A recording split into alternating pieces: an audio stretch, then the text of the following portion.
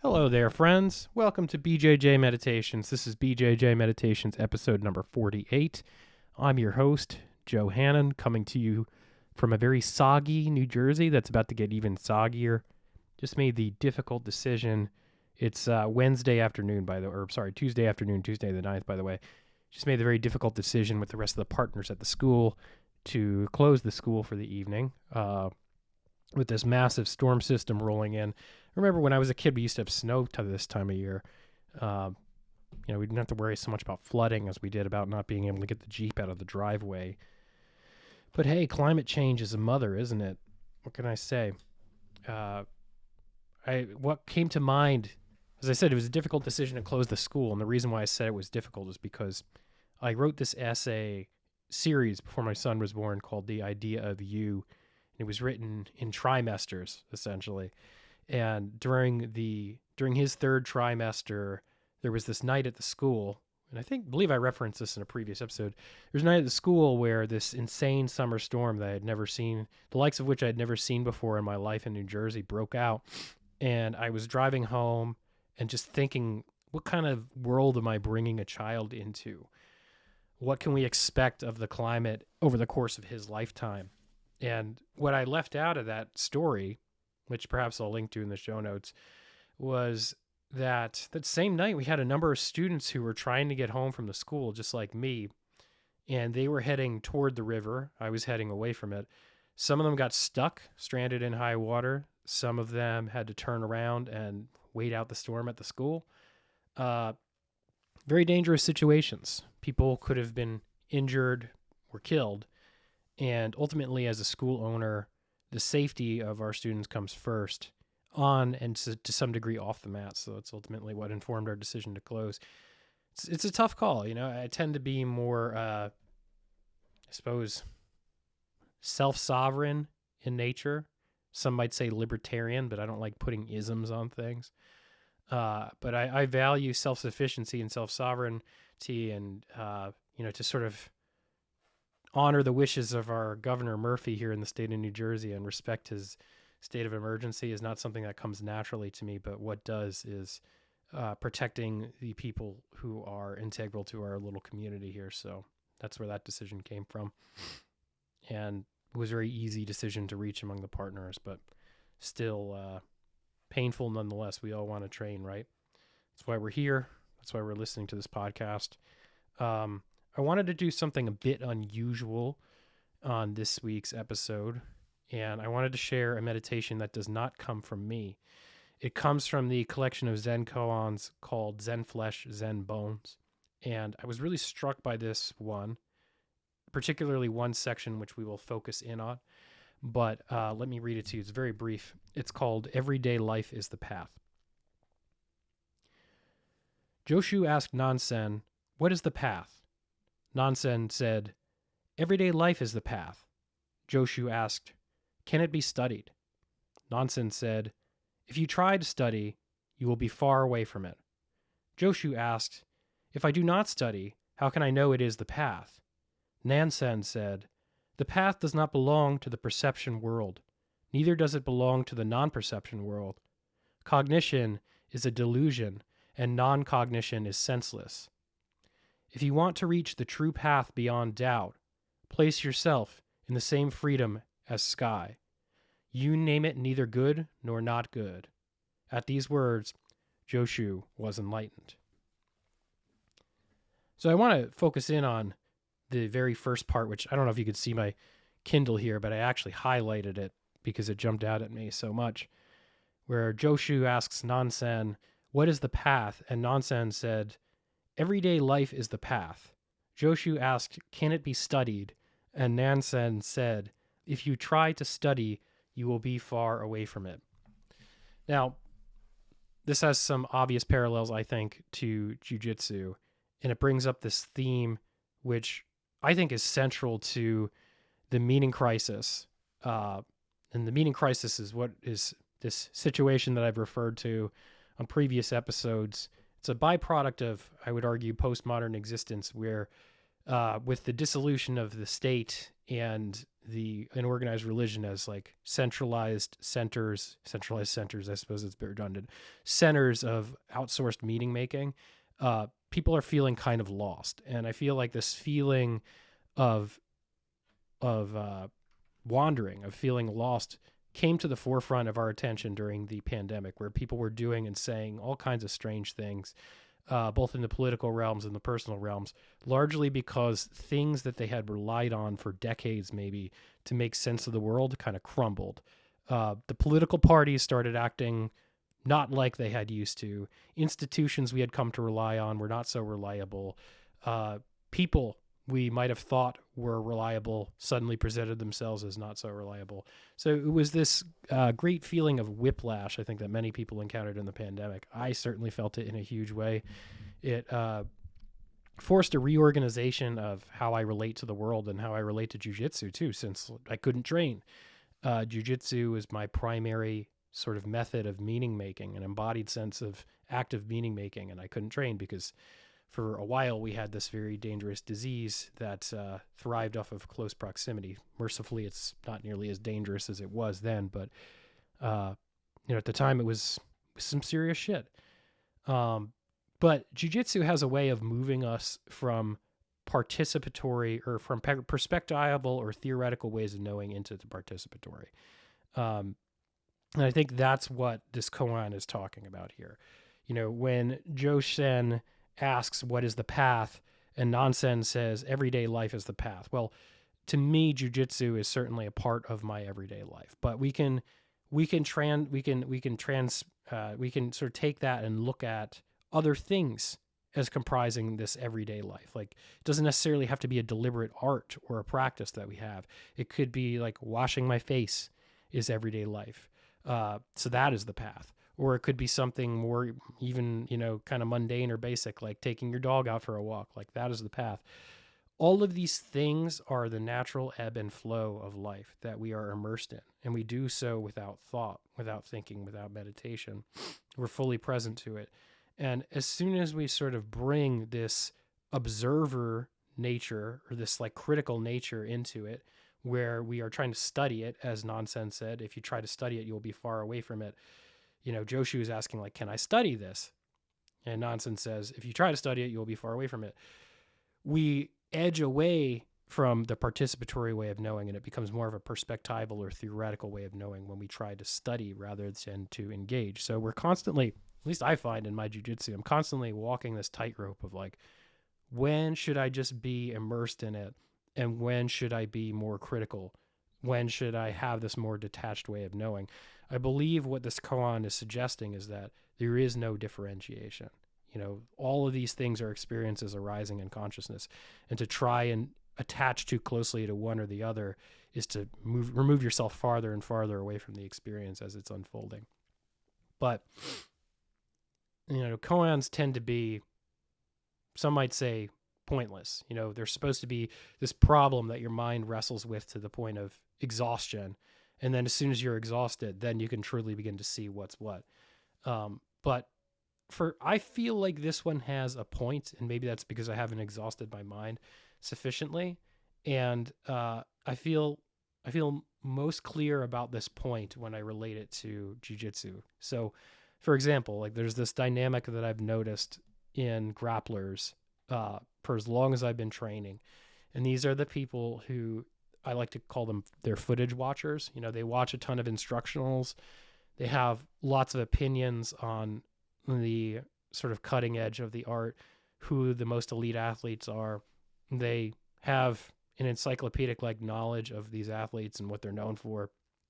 But they're someone entirely different on the mat. They're not as well versed in the practical as they are in the theoretical when you train with them. And I think that this is a representation of this attraction to studying, to understanding, to being, to reaching those states through studying. Ultimately, this is a martial art. It's a martial way. And ways are not something that are understood via study. There's something that are understood. There are things that are understood via participation. And I think we can take participation apart even further too. Like, We can talk about the difference between simply training jiu-jitsu versus being in the competitive arena. Anyone who's ever competed has probably felt the experience of the seriousness with which they comport themselves on the mats and in their training, jumping through the roof as soon as they make the decision to step into the arena.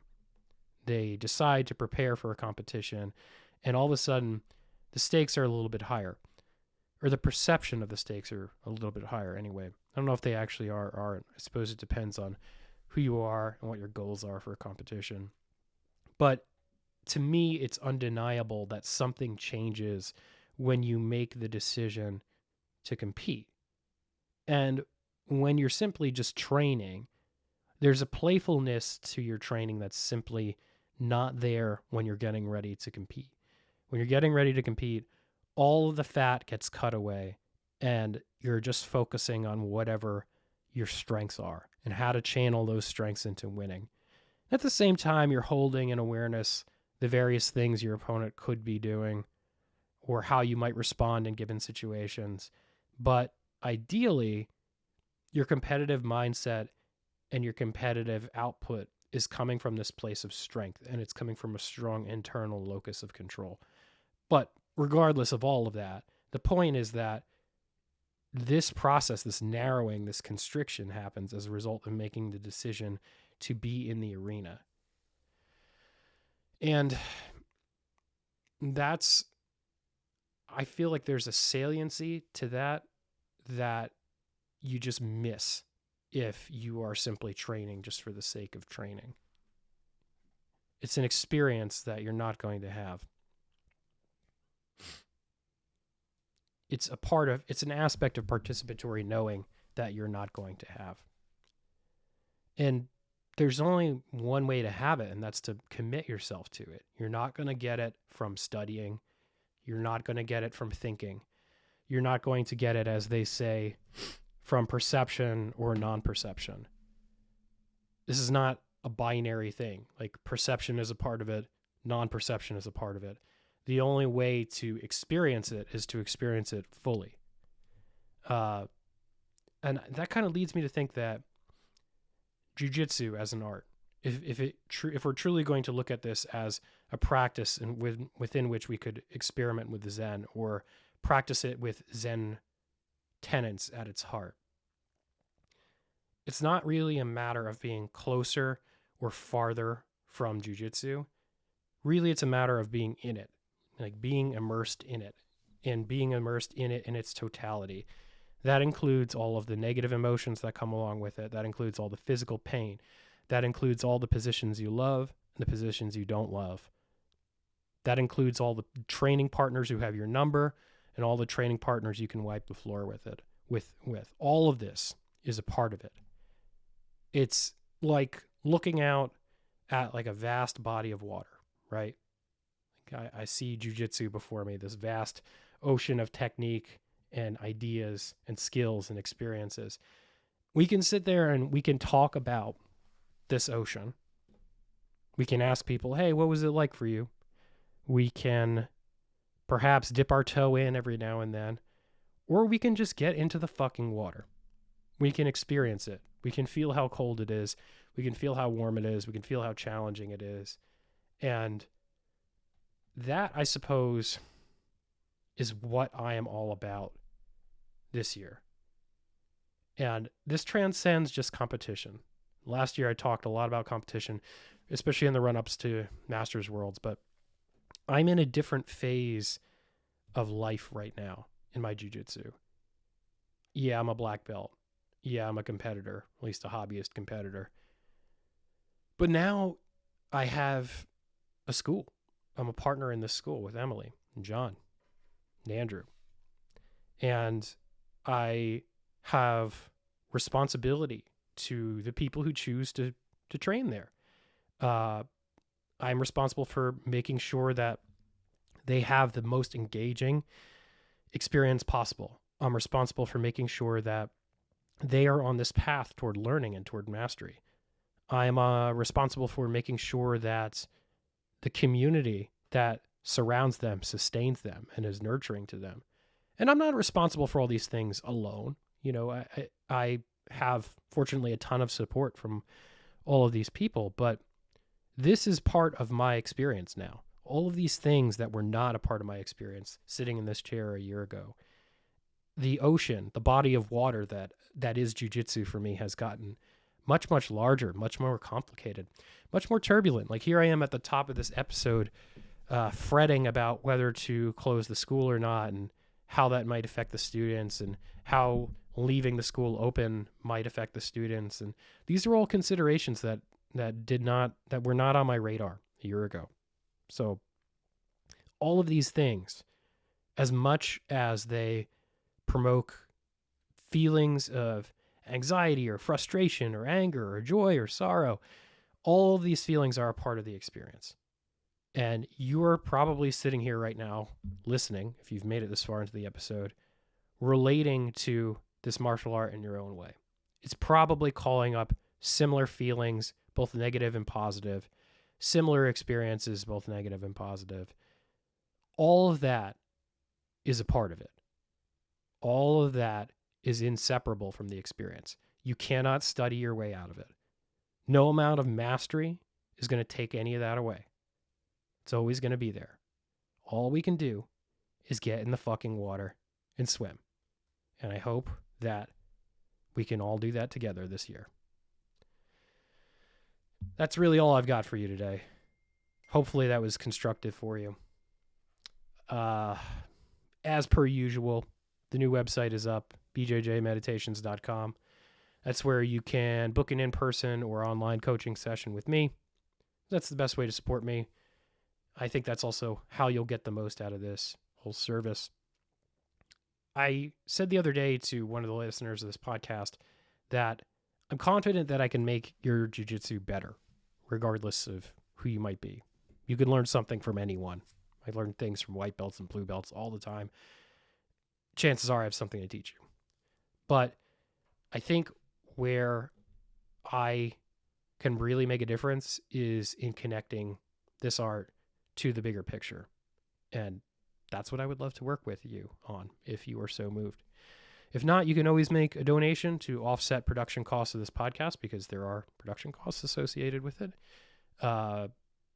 There's a link on the website for Venmo where you can do that. You can also read the essays that sometimes underpin these episodes. I've got one coming for you soon. I just shipped it over to Elizabeth Bass for her artistic flair. I sent it over to her, and her only response was, ooh. So I don't know if that's a good or a bad thing, but we'll see. Whatever she comes up with, I'm sure it'll be lovely. And the other thing you could do over at the website is I'm going to be launching a newsletter at the end of this month. I don't know exactly what's going to go in it. I think it's going to be sort of whatever thematically I'm riffing on in my feeble brain, dumped into a newsletter at the end of the month. That's something that might interest you. That's where you'll find it. And as far as other stuff that's going on, you can always check out the highest levels on BJJ Mental Models Premium. That's my podcast with Emily Kwok. Really, it's like Emily Kwok's podcast. Who am I kidding? That's the podcast I do with Emily, where we discuss how these themes and modalities connect to the work we do in the peak performance space with Josh Wadeskin and clients we worked with in that sphere. And yeah, you should check that out. There's a free trial available for BJJ Mental Models Premium. I believe it's a week, might even be 30 days. So check it out. Try before you buy. And other than that, like, subscribe, review, share this podcast wherever you happen to listen to it. That's a good way to help. And you can follow all things BJJ Meditations on Instagram. That's BJJ_meditations. You can also read me on Substack, johannan.substack.com. And of course, come train at Princeton Brazilian Jiu-Jitsu. All are welcome. Just don't be smelly. This month we're running a special, the 47 challenge, $70. You get 4 classes and a free gi. If you complete the challenge successfully, you do all 4 classes, we take the $70 off your first month's membership. That's for new students only. And of course, we offer free trials for students of all ranks who may want to come and check it out. But yeah, thanks, folks. Thanks for listening, and I'll talk to you next week.